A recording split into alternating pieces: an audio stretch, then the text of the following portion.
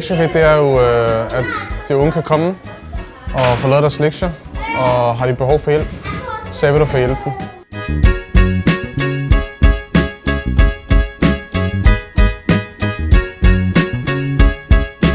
Altså, jeg laver mine lektier, og så lige efter så hygger jeg med mine venner og spiller fodbold eller sådan noget.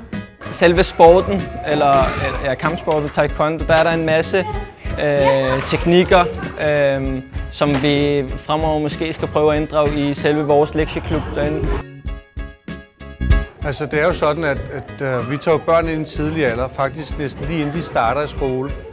Og på den måde så lærer de den normale etikette. Man kan sige, de lærer at stå op på række, de lærer at række hånden op og få lov til at sige noget. Og de lærer at behandle sine kammerater som medmennesker.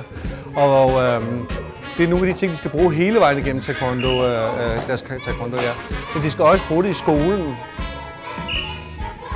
Jeg tror, børnene har det rigtig godt med at komme, fordi de kommer sådan i grupper, f.eks. i en klasse, så dem, som der, hvis de har blækregning for, så kommer de sammen over og får hjælp til det.